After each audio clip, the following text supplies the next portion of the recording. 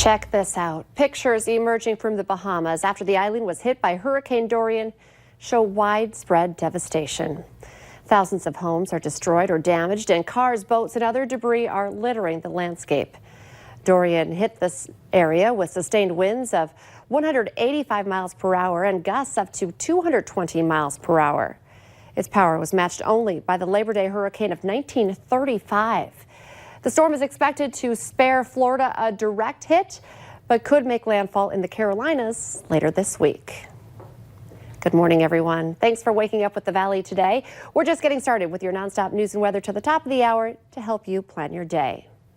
Tension is high today among families with Fargo North High School ties after a suspicious message was found written on a desk. Parents are all over social media talking about keeping their kids home. Some calling for metal detectors at schools, and others are expressing concern for whoever wrote the note. Extra police are heading up to North High after a student found a note on a desk at the end of the school day yesterday about a school shooting on September 4th. That, of course, is today. Police spent last night interviewing a number of people and have determined it was a hoax, but they are still assigning additional officers to the school today just to be safe. Walmart says once inventory runs out, it will no longer sell handgun ammunition. The chain is also asking customers not to openly carry guns at its stores, even in states where it's legal. The announcement came just 1 month after a deadly shooting at one of its stores in El Paso, Texas. The NRA responded on Twitter, calling the move shameful. It's now 9 minutes before 7 o'clock. Let's get a check of our storm team forecast on this Wednesday morning. Good morning. Here's a view of some of our sky cams around the valley. In Fargo, the sun is coming up. We've got a beautiful view of the sunrise. Same thing in Cavalier, a nice view on the north side of the valley. A different story in Binford. We're stuck with some dense fog and low visibility there. And in the Brooks area, we've had a little low fog, maybe even some frost in some spots. In fact, we heard from a viewer who just shared a photo with us of her rooftop in the Skyme and Wanaska area in northwestern parts or northern parts of Minnesota, where she has some frost on her roof. So that's how cool it is out there. And we're dealing with some fog that's also reducing our visibility. So not the ideal start to our day in some spots. Visibility in Valley City, Gwinner, down to Oaks, we're all at 0 in this area, and Cooperstown is at a 1/4 mile, so some dense fog there. Wapaton also less than 1 mile, and Boston up to Thief River, we're looking at a 1/4 mile visibility for you. So dense fog causing some hazards. Make sure you've got your headlights and taillights on so people can see you heading down the road this morning with that fog in place, even though the sun is up now.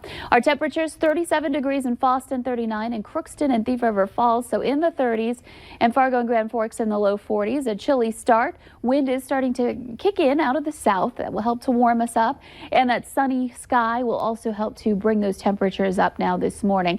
It may take a little bit of time, but we'll eventually get rid of the fog and we'll start to clear things out as well. Quick look at Dorian, Category 2 storm working its way to the north-northwest.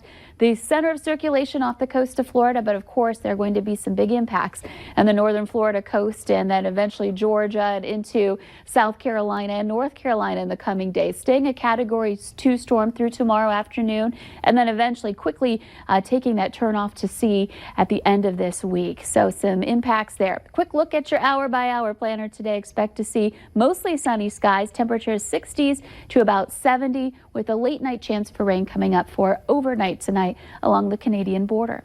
Let's check in now with the Valley Today's Devin Fry for traffic on the move. Thank you, Lisa. We are now checking in at University Drive for what has become basically a daily occurrence since school started. As you can see in front of me by that I-94 overpass, it's starting to load up quite a bit. Now, the traffic starts to load up around this hour, and then by the next hour, it'll be at a borderline standstill trying to get onto I-94. So something to watch out for because there are people making U-turns onto the area and things like that. So just something to keep in mind, especially if you take University Drive in the morning. Now would probably be the ideal time to get on there. Oh, I might have spoke too soon. Looks like we have a definite standstill up above us. So it's already too late to get on University Drive. It's going to be a little slow. Expect a few minutes worth of delays. Overall traffic flow this morning, it's been consistently busy all morning. The busiest roadway of the day is likely westbound on I-94, so something to watch out for as you make your way for your morning commute. We're going to check out the interstates in the next hour on the Fargo CW, but for now, for your traffic on the move, I'm Devin Fry. It's now 6 minutes before 7. It's a major milestone for the 5-year-old Minnesota boy who was thrown from a balcony at the Mall of America. Today, he's waking up in his own home after spending nearly 5 months in the hospital. The boy's family says on their GoFundMe page that their son is done with inpatient treatment and that he will continue to receive outpatient rehabilitation for multiple injuries. The boy was thrown nearly 40 feet to the ground by a stranger in April. The man who threw the child pleaded guilty to attempted premeditated first-degree murder after telling police he went to the mall looking for someone to kill after women had rejected his advances. Emmanuel Aranda filed notice on Friday to appeal his case to the Minnesota Court of Appeals. Concerts and events may sound like a good time to some people, but for people living nearby, maybe not so much. People whose homes are just feet away from the Cheyenne Plaza in West Fargo say late-night events are causing real problems for them. They say the noise keeps them up at night and sometimes even rattles their homes. I have family down the street, an overblock, and they had a little girl that one night couldn't go to sleep, and she says, "Mom, I just can't go to sleep because of all the noise." The city's events director assures those impacted that they are already taking action, including the possible use of sound barriers. City commissioners say they also plan to improve their communication with the neighbors in that area to ensure they can solve any ongoing or future issues. Some mobile home residents are upset about rent increases on the way. People living in the Brookwood, Countryside Estates, and Riviera Heights in West Fargo and Fargo got notices that the trailer parks are being sold and monthly rent will go up. Plus, they say they will also have to pay their utility costs, which were previously included in their monthly rent. The trailer court's new owners tell us this is part of some major upgrades they're doing over the next 12 months. A man is in jail after a drug bust that played out on a busy road in South Fargo. Traffic was slowed at the I-94 exit ramp onto South University last night after a deputy pulled over a car owned by a person with outstanding arrest warrants. Police say the suspect was arrested on the warrants, and they say for having drug paraphernalia in the vehicle in plain sight. That led to a search of the vehicle and drug charges. Do you remember this from yesterday? The moose on the loose in the middle of Grand Forks? Well, it's back where it belongs. You might have seen this video of the big animal running around the football field at UND. Quite the sight, right? Campus police kept an eye on her all day. Then last night, tweeted out that she was released back into a rural area of the county. The staff at Chehankapah Zoo in Wahpeton helped with the capture and release. Police are thanking everyone who stayed out of the area while the moose was on the run, because those things can be dangerous, even deadly if agitated. It's an annual event that brings the entire community of Horace, and bigger than that, all together. We're getting a preview of Bean Days this morning with the Valley Today's Abby Furchner. Good morning, Abby.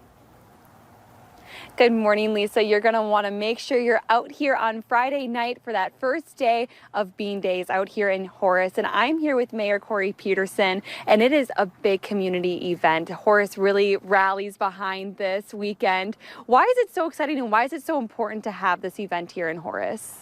It's for the community to be able to get together and just kind of have a fun weekend where we can kind of celebrate the harvest and things like that. And just for people just to get together and have some fun. And I know there are some big things planned, like Friday night, the baseball game and the fireworks, but Saturday, that's a full day of fun events. Exactly. We got the parade starting at 11 o'clock, and people can still register to get into the parade.